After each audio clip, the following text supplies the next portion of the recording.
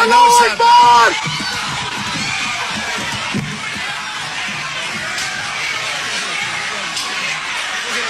পুরো পৃথিবীর বর্তমানে সবচাইতে ক্ষমতাধর ব্যক্তির নাম হলো ডোনাল্ড ট্রাম্প।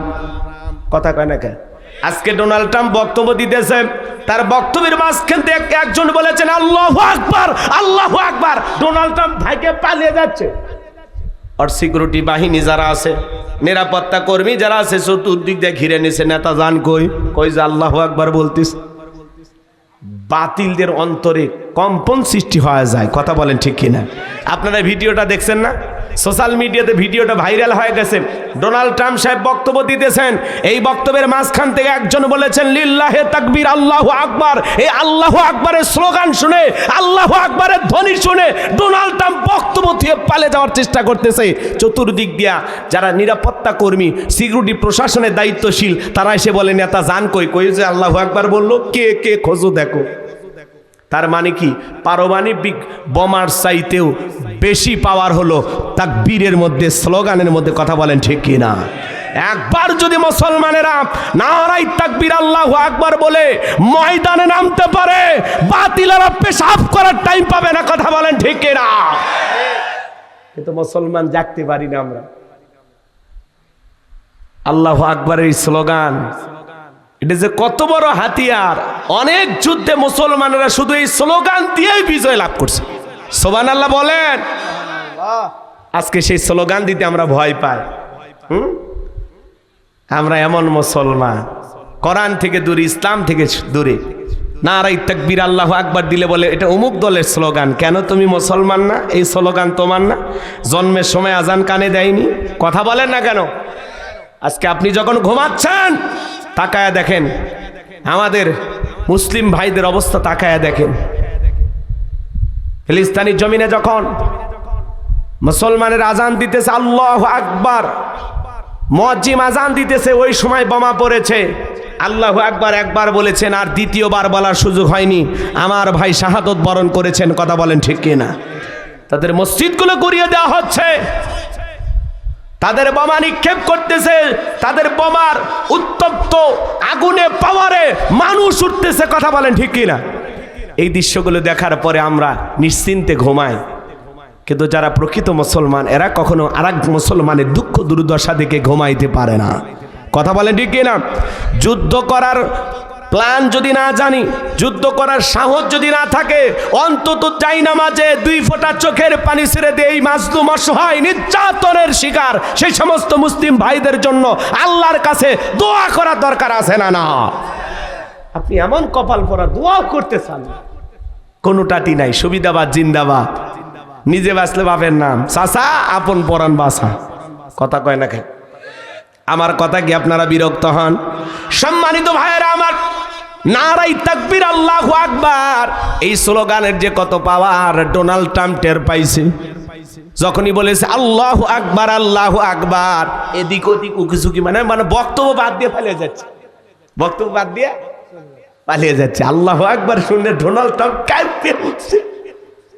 অথচ পৃথিবীর সবচাইতে বড় ক্ষমতাধর। আমি যে কথা বলতে চাচ্ছিলাম বাজান, ক্ষমতা পাইলে সফল হওয়া যাবে না, টাকা থাকলে সফল হওয়া যাবে না, যশ খ্যাতি থাকলে সফল হওয়া যাবে না। আল্লাহর কাছে সফল হতে পারবে তারা, ঈমান আনবে যারা। আপনাদের এলাকায় মনে করেন একটা বাজার আছে, তালগাছি বাজার। এই বাজারে আল্লাহর একজন বান্দা তরি তরকারি বিক্রি করে, সবজি বিক্রেতা। আজান দেওয়ার পরে আল্লাহর গোলাম যদি মসজিদে গিয়ে মাথা নত করে নামাজ আদায় করে, বলেন তো বাজান, পৃথিবীর বড় নেতা ডোনাল্ড ট্রাম্পের চাইতে ওই সবজি বিক্রেতার দাম কম না বেশি? তার মানে কি বুঝলেন? ঈমান আছে যার, দাম আছে তার। কথা বলেন। আমাদের সমাজে রিক্সা চালক হোক, ভ্যান চালক হোক, লোকটা যদি ইমানদার হয়, বলেন তো বাজান, আজান দেওয়ার পর আল্লাহর গোলাম যদি মসজিদে মাথা নত করে নামাজ আদায় করে, পৃথিবীর বড় বড় লিডার, পুতিন, ভারতের দাদা, তাদের চাইতে ওই রিক্সা চালক, ভ্যান চালক, ইমানদারের দাম আল্লাহর কাছে কম না বেশি? তার মানে একটা কথা ক্লিয়ার হয়ে গেলেন, ঈমান আছে যার, আল্লাহর কাছে দাম আছে তার। বেঈমানদের হাতে ক্ষমতার দাম্ভিকতা থাকতে পারে, বেঈমানেরা ক্ষমতার দিক দিয়ে পাওয়ারফুল হতে পারে, কিন্তু মরার পরে সবগুলো বেঈমানকে পিটাইয়া জাহান্নামে দিবেন তিনি কে? এই জন্য ক্ষমতা পাইলে সফল হওয়া যায় না, টাকা থাকলে সফল হওয়া যায় না, চেহারা সুন্দর থাকলে সফল হওয়া যাবে না, সেলিব্রিটি নায়ক সুপারস্টার হলেই সফল হওয়া যাবে না। আল্লাহর কাছে সফল হতে পারবে তারা ঈমান আনবে যারা, ঈমান আছে যার, আল্লাহর কাছে দাম আছে স্যার। আপনার চেহারা কালো হোক, ফর্সা হোক, লম্বা হন, খাটো হন, ধনী হন, গরিব হন, তাতে কোনো সমস্যা নাই। আপনার ভিতরে ঈমান আছে, আল্লাহর কাছে আপনার দাম আছে। তাহলে আমি বলবো সফল হয়েছে কারা? আপনারা বলবেন ঈমান এনেছে যারা। ঈমান দ্বারা দুনিয়াতেও সফল, আখেরাতেও সফল। আর বেঈমানেরা টাকা পয়সা অর্থকরী ক্ষমতার দিক দিয়ে দুনিয়াতে সফল, আখেরাতে জাহান্নাম ছাড়া আর কিছু ভাগ্যে জুটবে। এই জন্য আমি বলবো সফল হয়েছে কারা? আপনারা বলবেন ঈমান এনেছে যারা। বলতে পারবেন? আরে ভাই, আপনার আমার ভিতরে ঈমান নামের সম্পদ আছে, আল্লাহর কাছে দাম আছে। এই জীবনে যদি আল্লাহর কাছে দামি হতে পারি, আর কিছু চাওয়ার আছে? জোরে বলেন, চাওয়ার আছে? তাহলে সফল হয়েছে কারা? জোরে, সফল হয়েছে কারা? ঈমান এনেছে যারা। আমি আপনাদেরকে একটা প্রশ্ন করি, একজন অমুসলিম জোহরের নামাজের পূর্বে ঈমান গ্রহণ করেছে, ওই ব্যক্তির উপরে জোহরের সালাত আদায় করা নফল না ফরজ? কথা কয় না কেন? ঈমান আনার পরে মুমিন জীবনের সবচাইতে গুরুত্বপূর্ণ ইবাদতের নাম হলো সালাত। কিয়ামতের ময়দানে আল্লাহ তাআলা সর্বপ্রথম সালাতের হিসাব নেবেন। আল্লাহু আকবার বলেন। তো আল্লাহ তাআলা যখন মুমিনদের 7টি কোয়ালিটি, 7টি বৈশিষ্ট্য নিয়ে আলোচনা শুরু করলেন, আল্লাহ তাআলা 1 নাম্বার সালাত দিয়ে শুরু করলেন। সুবহানাল্লাহ। 7টি গুণাবলী, জোরে বলেন কয়টি? শুরু হয়ে গেল 1 নাম্বার। এই যুবক, এদিকে তাকাও। তোমরা যারা আসছো, ময়না মন খারাপ করো না। তোমরা যুবক, আমিও যুবক, তোমাদের মনের দুঃখটাকে আমি বুঝি। তোমাদের জন্য স্পেশাল কিছু আলোচনা মাথার মেমোরিতে সেভ করা আছে, সময় মতো ডাউনলোড দিয়ে শোনায়া দেব। কথা কয় না? মহিলা মা বোন যারা আসছেন, আপনারাও নিরাশ হবেন না, আপনাদের একটা অধিকার আছে। একেবারে মাহরুম করব না মা, একটু অপেক্ষা করেন, আপনাদের জন্য স্পেশাল কিছু আলোচনা হবে, হয়তো 1 ঘন্টা 2 মিনিট পরে। কথা কয় না কেন? একটু অপেক্ষা করেন আমার ভাইয়েরাম। আমার আল্লাহ রাব্বুল আলামিন বলেন, আল্লাযীনা হুম ফি সালাতিহিম খাশিউন। মুমিন বান্দার 1 নাম্বার গুণাবলী, যারা নিজেদের সালাত বিনয়ের সহিত, নম্রতার সহিত, আল্লাহর ভয় নিয়ে আদায় করে। আপনি আমি যখন সালাত আদায় করব, অন্তরে ভয় থাকতে হবে কার? ইয়াতের ব্যাখ্যায় তাফসীরকাররা লিখেছেন, তাফসীর ইবনে কাসির থেকে বলছি, অন্তরের ভিতরে সুচিন্তা, দুশ্চিন্তা, কুশ্চিন্তা, বিবির কথা, সংসারের কথা, ব্যবসা বাণিজ্যের কথা, দুনিয়াবি কোনো চিন্তা ভাবনা মনের মধ্যে রাখা যাবে না। একেবারে টেনশন মুক্ত হৃদয় নিয়ে, আল্লাহর ভয় নিয়ে, নম্রতার সহিত, বিনয়ের সহিত সিজদা দেওয়ার সময় নামাজ আদায় করার জন্য দাঁড়িয়ে যাওয়া লাগবে। কথা বলেন ঠিক কিনা? তাহলে আপনি আমি যখন মসজিদে যাব, অন্তরে ভয় থাকবে কার? ইয়া আইয়ুহাল্লাযীনা আমানুত্তাকুল্লাহ, হে ঈমানদারগণ, আমি আল্লাহকে ভয় করো, হাক্কা তুকাতিহি, ভয় করার মতো ভয় করো। আপনি আমি যখন মসজিদের ভিতরে প্রবেশ করব, দুনিয়াবি সব চিন্তা ভাবনা, বিবির কথা, সংসারের কথা, দুনিয়াবি রাজনীতির কথা সব মসজিদের বাইরে রেখে টেনশন মুক্ত হৃদয় নিয়ে, আল্লাহর ভয় নিয়ে নামাজে দাঁড়াইতে হবে। আপনি যখন নামাজে দাঁড়িয়ে যাবেন, মনে মনে এই খেয়ালটা করবেন, আমি জোহরের সালাত আদায় করতেছি, এই জোহরের সালাত আমার জীবনের শেষ নামাজ। আমি আসর পর্যন্ত পৃথিবীর জমিনে নাও বাঁচতে পারি, এই জোহরের সালাত আমার জীবনের শেষ সালাত। কথা বলেন না কেন? এইরকম ভয় নিয়ে কিভাবে সালাত আদায় করবেন? নবী এবং সাহাবা ইকরাম কিভাবে সালাত আদায় করেছেন? আম্মা জান আয়েশা ডেকে বলেন, নবীজি নামাজের ভিতরে এত লম্বা সময় ধরে দাঁড়িয়ে থাকতেন, মাঝে মাঝে তাকায় দেখতাম নবীজির পা মোবারক ফুলে উঠেছে। আম্মা জান আয়েশা আরো ডেকে বলেন, নবীজি এত লম্বা সময় রুকু করতেন, সিজদা করতেন, মাঝে মাঝে মনে হয় নবীজি আর কোনোদিন সিজদা থেকে মাথা উঠাবেন না। আম্মা জান আয়েশা ডেকে বলেন, একদিন রাতের বেলায় দেখি সিজদা দিয়ে নবী চোখের পানি ছেড়ে দিয়ে অঝরে কান্নাকাটি করতেছেন। অনেকক্ষণ পরে যখন নবী সিজদা থেকে মাথা উঠাইলেন, আমি জিজ্ঞাসা করলাম, নবী গো, আপনি সিজদা দিয়ে এত কান্না কেন করলেন? কি হয়েছে আপনার? নবী আমার ডেকে বলে, আয়েশা, আমি তো আমার জন্য কাঁদি না, আমি কাঁদি আমার গুনাহগার উম্মতের জন্য। আল্লাহর কাছে কেঁদে কেঁদে বলি, আল্লাহ, আমার গুনাহগার উম্মতের গুনাহ মাফ করে দাও, ওই কঠিন জাহান্নামের আগুন থেকে আমার উম্মতকে তুমি মুক্তি দাও। আপনার আমার গুনাহ মাফের আশায়, আপনাকে আমাকে জাহান্নাম থেকে বাঁচানোর আশায় নবী যদি সিজদাতে চোখের পানি ছেড়ে দিয়ে কান্নাকাটি করেন, আপনি আমি হলাম মূল ভিকটিম, মূল আসামি, মূল অপরাধী। বলেন তো বাজান, তাহলে নিজেদের গুনাহ মাফের জন্য আল্লাহর কাছে তওবা করার দরকার আছে না নাই? আল্লাহর কাছে দোয়া করার দরকার আছে না নাই? আমার ভাইয়েরা, এই জন্য শুধুমাত্র 5 ওয়াক্ত সালাত আদায় করলেই হবে না। 5 ওয়াক্ত সালাত এটা তো ডিউটি, এটা রবের বাধ্যতামূলক ওয়ার্ডার, সবাইকে পালন করতে হবে। 5 ওয়াক্ত সালাত নফল না ফরজ? জোরে বলেন, নফল না ফরজ? এটা রবের বাধ্যতামূলক অর্ডার। মুসলমানের কাছে যদি নামাজের ওয়াজ করা লাগে, এর চাইতে বড় দুঃখ আর কিছু নাই। 5 ওয়াক্ত সালাত আদায় করতে হবে, পাশাপাশি গভীর নিশীথে তাহাজ্জুদের যাই নামাজে দাঁড়িয়ে যাবেন। বিবির ভালোবাসা ত্যাগ করে, আরামের বিছানা ত্যাগ করে, ঠান্ডা পানি দিয়া ওযু বানায় নিরালাই নিবৃত্তিতে যারা যাই নামাজে দাঁড়িয়ে যাবে, এই নামাজ দুনিয়ার কাউকে দেখানোর জন্য নয়। এই নামাজ হলো একমাত্র আল্লাহ তাআলাকে রাজি খুশি করার জন্য। কথা বলেন ঠিক কি না? তাহলে গভীর নিশীথে সালাতে দাঁড়ানোর দরকার আছে না নাই? এজন্য আল্লাহ রাব্বুল আলামিন বলেন, ওয়াল্লাযীনা ইয়াবিতুনা লিরাব্বিহিম সুজদাও ওয়া কিয়ামা। আমার আল্লাহ রাব্বুল আলামিন বলেন, যারা রাত্রি জাগরণ করে আমি আল্লাহকে সিজদা দেয়, আমি আল্লাহর জন্য দ্বন্দ্বায়মান হয়ে যাই, চোখের পানি ছেড়ে দিয়ে গভীর নিশীথে সিজদায় লুটিয়ে পড়ে আল্লাহর কাছে কান্নাকাটি করে বলতে হবে, রব্বানা আসরিফান্না আযাবা জাহান্নাম ইন্না আযাবাহা কানা গরামা। হে আমাদের রব, ওই কঠিন ভয়ঙ্কর জাহান্নামের আগুন থেকে আমাদের মুক্তি দাও। ওই জাহান্নামের আযাব, শাস্তি সহ্য করার ক্ষমতা আমাদের নাই। ইন্নাহা সাআত মুস্তাকাররাও ওয়া মুকামা। নিশ্চয়ই আবাসস্থল হিসাবে, বসতির জায়গা হিসাবে ওই জাহান্নাম কত না নিকৃষ্টতম একটা স্থান। জাহান্নাম সুখের জায়গা না, ওইটা হলো যন্ত্রণার কারখানা। এ বাজান, জাহান্নাম নিয়ে যদি আলোচনা করে 2-3 ঘন্টা চলে যাবে। ওই জাহান্নামের আগুন দুনিয়ার আগুনের চাইতে 70 গুণ পাওয়ার বেশি। একবার যদি কারো দেখে জাহান্নামের আগুন লেগে যায়, মনে হয় কলিজাটা পুরে ছাই হয়ে যাবে। ওই জাহান্নামের আগুন সহ্য করা যাবে না।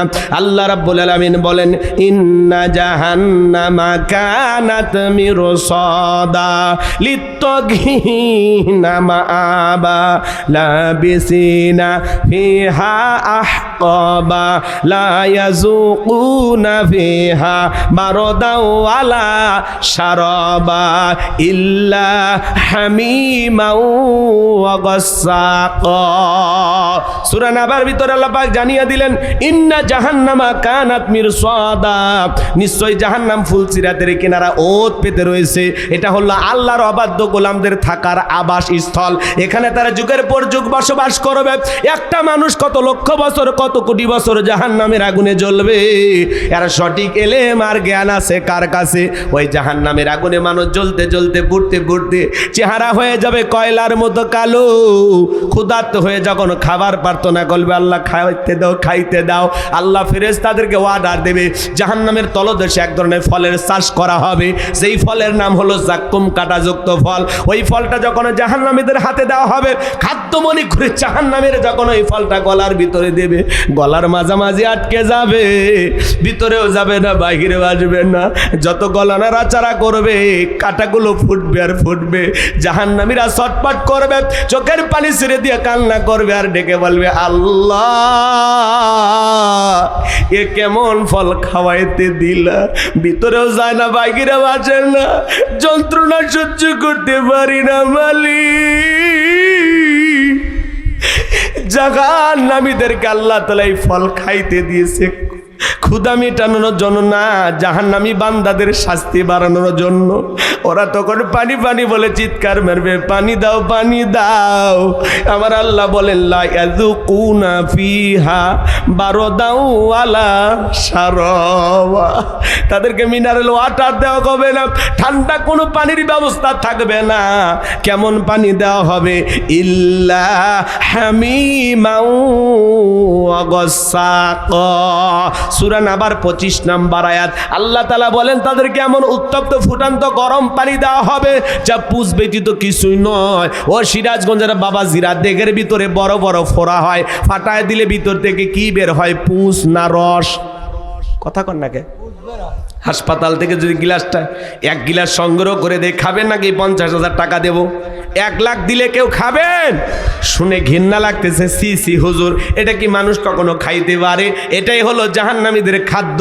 ইল্লা হামিমাউ ওয়া গাসসাকা, এমন উত্তপ্ত ফুটান্ত গরম পানি জাহান্নামীদেরকে পরিবেশন করা হবে যা পুজ ব্যতীত কিছুই নয়। ওই পুজওয়ালা দুর্গন্ধওয়ালা পানি যখন জাহান্নামীরা পান করবে বাজান, চেহারার সামনে নেওয়া মাত্রই চেহারাটা ঝলসে যাবে। ওই পানিটা পান করা মাত্রই এত গরম, এত গরম। ওই পানি পান করা মাত্র জাহান্নামের লারি ভুরি গুলে গলে গলে পিছনের রাস্তাতে বের হয়ে যাবে। জোরে কন্যা উজুবিল্লাহ। জাহান্নামের কত রকমের শাস্তি আছে বাজান, 2-4 ঘন্টা আলোচনা করে শেষ হবে না। আমি বলতেছি জাহান্নামের শাস্তি ঘটেছে না ঘটবে? কথা বলেন, কথা বলেন। ঘটেছে না ঘটবে? রাগ করতেছেন? আমরা জাহান্নামে গেছি, যাব, আশা আছে নাকি? আল্লাহ তাআলা আগেই সতর্ক করে দিয়েছেন, সাবধান করে দিয়েছেন, গাইডলাইন দিয়েছেন যে বান্দা নিজেকে জাহান্নামের আগুন থেকে বাঁচাও। এই ভয়ঙ্কর জাহান্নামের আযাব শাস্তি সহ্য করার ক্ষমতা আমাদের নাই। এই জন্য সেই জাহান্নাম থেকে বাঁচার জন্য রবের নির্দেশ মোতাবেক দুনিয়াতে চলার দরকার আছে না নাই? আল্লাহর বিধানকে ফলো করার দরকার আছে না নাই? সেই জাহান্নাম থেকে বাঁচার জন্য চোখের পানি ছেড়ে দিয়ে কাঁদতে হবে কার কাছে? শুধু 5 ওয়াক্ত নামাজ নাকি তাহাজ্জুদ পড়বো? ইনশাল্লাহ পড়বো তো ইনশাল্লাহ। কারা কারা 5 ওয়াক্ত সালাত আল্লাহকে রাজি খুশি করার জন্য পড়বেন? 2 হাত তুলে দেখান। আল্লাহ আমাদের সবাইকে 5 ওয়াক্ত নামাজই বানায় দেন। জোরে বলেন আমিন। আরেকটু জোরে বলেন আমিন। হাত নামান। সাহাবা ইকরাম কিভাবে নামাজ আদায় করতেন জানেন? মরুভূমিতে সাহাবা ইকরাম নামাজে দাঁড়িয়ে গেছেন, ওই মরুভূমির পাখিগুলো খেজুর গাছ মনে করে সাহাবা ইকরামদের কাঁধের উপরে, মাথার উপরে বসে থাকতো। নবীর সাহাবীরা সালাতে এত মনোযোগ, এত মনোযোগ, কাঁধে পাখি পড়ে থাকে, তারপরে তারা টের পাইতো না। চিৎকার মেরে বলুন সুবহানাল্লাহ। আর আপনি আমি একটা মশা যদি পড়ে এ হাতে এক জায়গায় নিয়ে যায়, আগে মশা মারে তারপরে সূরা ধরে। কথা কোন ঠিক কিনা? হযরতে তালহা রাদিয়াল্লাহু তাআলা নূ সালাত আদায় করতেছেন, জঙ্গল থেকে একটা সাপ এসে সন্তানটাকে বেঁচিয়ে ধরলেন। হযরতে তালহা রাদিয়াল্লাহু তাআলা নামাজ আদায় করতেছেন, তার বিবি লোকজনকে ডাকলেন, সন্তানকে বিপদমুক্ত করলেন। নামাজ শেষে হযরতে তালহা জিজ্ঞাসা করে, বিবি রে, বাড়িতে এত মানুষজন, ব্যাপারটা বুঝতে পারলাম না। রেখে বলে, স্বামী আপনি যখন নামাজ আদায় করতেছেন জঙ্গল থেকে সাপ এসে সন্তানটাকে বেঁচিয়ে ধরেছে, আমি মানুষজনকে ডাকলাম, ছেলেটাকে বিপদমুক্ত করলাম, এত ঘটনা আপনার চোখের সামনে ঘটে গেল, আপনি কি কিছুই বলতে পারেন না? হযরতে তালহা ডেকে বলে, বিবি রে, নামাজের মধ্যে মন যদি এদিক সেদিক চলে যায় তাহলে নামাজ তো আর নামাজ থাকে না। বলুন সুবহানাল্লাহ। আর আপনি নামাজ পড়েন শ্যামবাড়িয়া, মন চলে যায় মধুবাড়ি। কথা কন না আছে না নাই? নামাজ পড়ে সিরাজগঞ্জ, মন চলে যায় ভারতের বর্ডারে। আছে না নাই? নামাজের মধ্যে দাঁড়ায় আমাদের মন স্থির থাকে না, নামাজের মধ্যে দাঁড়ায় মন খালি ছটফট করে, দুনিয়াবি নানান চিন্তা ভাবনা মনে হয়, মাঝে মাঝে দুনিয়াবি এত কথা নামাজের মধ্যে মনে হয়। নামাজ 2 রাকাত না 3 রাকাত মনে থাকে না। মাঝে মাঝে দুনিয়াবি এত চিন্তা ভাবনা নামাজের মধ্যেই মনে হয়, সিজদা 2টা দিলাম না 1টা দিলাম, মনে থাকে। আমাদের মন খালি ছটফট করে। এই জন্য একটি গবেষণায় বলা হয়েছে, বাংলাদেশের কিছু কিছু নামাজি আছে যাদের মন নামাজের ভিতরে 8 সেকেন্ডও স্থির থাকে না। আমাদের মন এত অস্থির, আমাদের পাগল মন। কি মন? কথা কন না কেন? পাগল মোহন মন রে, মন কেন উল্টো পাল্টা বলে? ও পাগল মন মন রে, মন কেন মসজিদে না যায় রে? আল্লাহ রে, কোন দুনিয়ায় পাঠাইলাই আমারে? বর্তমানের নারী পুরুষ সমান সমান মাপ। যে আমি তোমার দাদি, দেখে যাও শাড়ি পরেছি বলছিল, কোনোদিন স্লোগান দিছিল? তাহলে দাদি নানি ব্লাউজ ছাড়া শাড়ি পরেছে, তোমরাও পরতে চাও, ঠিক আছে পরো, কিন্তু দাদি নানি ব্লাউজ ছাড়া শাড়ি পরে পুরোটা শাড়ি দিয়ে পুরো দেহ ঢাকছে, আর তুমি বোন ব্লাউজ ছাড়া এমন কায়দায় শাড়ি পরছো, পিঠটা এমন কায়দায় ফাঁকা রাখছে, মনে হয় আর্জেন্টিনা আর ব্রাজিলের ফাইনাল ম্যাচ হবে। কথা কন নাকি আপনারা? তার মানে এরা পোশাকের স্বাধীনতার নামে এই দেশে উলঙ্গপানা, বেহাপানা, উলঙ্গপানা, বেলাল্লাপানা এই সমাজে চালু করতে চায়। কথা বলেন ঠিক কি না? কিন্তু 95% মুসলমানের দেশে অশ্লীলতাকে মেনে নেওয়া হবে না। কথা বলেন ঠিক কি না? এই জন্য মা বোনদেরকে বলবো, মা পর্দায় থাকলে নিরাপদে থাকবেন। পর্দা আপনার সিকিউরিটি দেবে। আল্লাহর দেয়া বিধানকে যদি বৃদ্ধাঙ্গুলি দেখান, সমাজে আপনার দাম থাকবে না। কথা বলেন না কেন? আল্লাহর বিধানেই শান্তি, আল্লাহর বিধানে মুক্তি। ১৫০০ বছর আগে আল্লাহ আইন দিয়েছেন। কথা বলেন না কেন? নারীদের জন্য পর্দার বিধান দিয়েছেন কে? অকরনা ফি বুয়ুতিকুন্না ওয়ালা তাবাররাজনা তাবাররুজাল জাহিলিয়াতিল উলা। নারীরা তোমরা ঘরের ভিতর অবস্থান করো, খবরদার জাহিলিয়াতের যুগের মেয়েদের মতো নোংরা অশ্লীল পোশাক পরে নিজের দেহকে প্রদর্শন করো না। কথা কয় না কে? রাগ করতেছেন? বিরক্ত হচ্ছেন আপনারা? হ্যাঁ, বিরক্ত হচ্ছেন না তো? ইনশাল্লাহ। এদিক খেয়াল করেন, আমার দিক খেয়াল করেন। তাহলে আমি যে কথা বলতে চাচ্ছিলাম, মা বোনেরা পর্দায় থাকলে নিরাপদে থাকবে। পর্দা নারীদের জন্য ফরজ। ছোট ছোট এদিক বাচ্চাদেরকে ছোটবেলা থেকে বোরকা পরানোর অভ্যাস করা লাগবে মা বোনদের। দেখেন না, মাঝে মাঝে মাও বোরকা পড়ছে, ছোট্ট মেয়ে ৭-৮ বছর বয়স, সেও বোরকা পরে যায়। কি আদর্শ পরিবার! দেখেই ভাল লাগে। সুবহানাল্লাহ কন। আমাদের সমাজে নানির গায়ে, দাদির গায়ে বোরকা আছে, নাতনির গায়ে বোরকা নেই। মায়ের গায়ে বোরকা আছে, মেয়ের গায়ে বোরকা নাই। এরা অসভ্য, নির্লজ্জ, বেহায়া। কথা বলেন ঠিক না? ক্ষেত ভালো তো ফসল ভালো, মা ভালো তো সন্তান ভালো। আমাকে একটা শিক্ষিত মা দাও, আমি একটা শিক্ষিত জাতি উপহার দেব। কথা বলেন ঠিক না? সমাজ সুন্দর করতে হলে নারীদেরকে ভালো হওয়া লাগবে। রাগ করেন? একটু পরে মহিলাদের ওয়াজ করার দরকার আছে না নাই? বিরক্ত হইতেছেন মনে হয় আপনারা। আমার ভাইয়েরা, আমি যে কথা বলতে চাচ্ছিলাম, বাজার নামাজের মধ্যে আমাদের মন স্থির থাকে না, আমরা বড় অস্থির। আপনি আমি যখন নামাজে দাঁড়িয়ে যাব, মনে মনে এমন ভয় করব, এতটাই ভয় আল্লাহ তাআলাকে করব, এতটাই ভয় আল্লাহ তাআলাকে করব। আমি জোহরের সালাত আদায় করতেছি, মনে করব এটা আমার জীবনের শেষ সালাত, আমি আসর পর্যন্ত নাও বাঁচতে পারি। আপনি যখন নামাজে দাঁড়িয়ে যাবেন, মনে মনে এই ভয় করবেন, আমি নামাজ আদায় করতেছি, আমার আল্লাহ আমাকে দেখতেছেন। কথা কন না কে?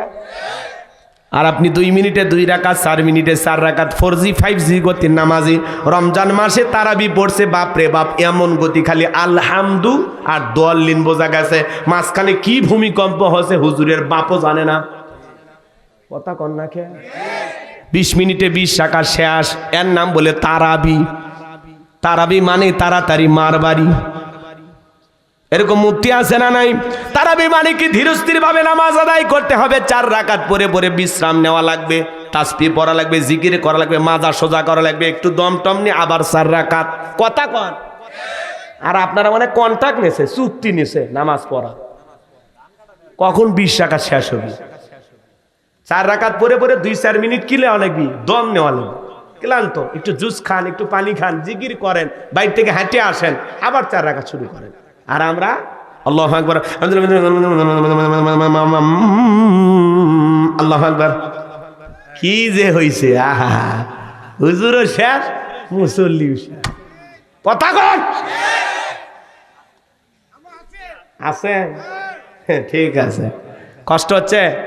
এই তারাবি যে কবুল হয়েছে গ্যারান্টি আছে? হ্যাঁ, এই যে রমজান মাস চলে গেল, রমজান আমাদের কাছে 3টা হাদিয়া নিয়ে আসলো, সিয়াম, কিয়াম, তাকওয়া। নিতে পারছি হাদিয়া? কতটুকু শিক্ষা গ্রহণ করলাম, কতটুকু তাকওয়া অর্জন করলাম, আল্লাহ ছাড়া কেউ জানে? কথা বলেন, রাগ করেন?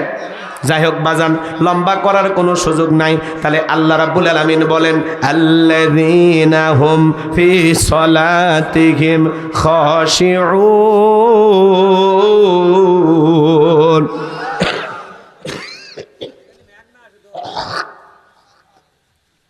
যারা নিজেদের সালাত বিনয়ের সহিত, নম্রতার সহিত আল্লাহর ভয় নিয়ে আদায় করে। তাহলে আপনি আমি সালাত আদায় করব একমাত্র কার ভয়ে? আল্লাহর ভয়ে। ধীরস্থির ভাবে 4 রাকাত 10 মিনিট লাগবে, সমস্যা আছে? ধীরস্থির ভাবে নামাজ আদায় করবেন, রুকু সিজদাগুলো সুন্দরভাবে করবেন। এই যুবকে, এরা কি ঘড়ি দেখে না নাকি? 12টা বাজছে। নিজের ওয়াদা কি? ওয়াদা ভঙ্গ করেন কেন? আলোচনা খারাপ লাগে? যোগ্য উপযোগী সব কথা বলার দরকার আছে না নাই? এইবার মুমিন বান্দার 2 নাম্বার গুণাবলী। যুবক রেডি থাকো, 4 নাম্বার গুণাবলীতে যুবকদের ওয়াজ আছে।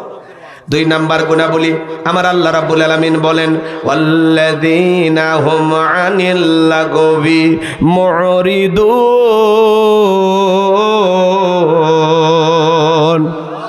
তাহলে 1 নাম্বার গুণাবলী বুঝছেন তো, বিনয়ের সহিত নম্রতার সহিত আল্লাহর ভয়ে নামাজ আদায় করবেন।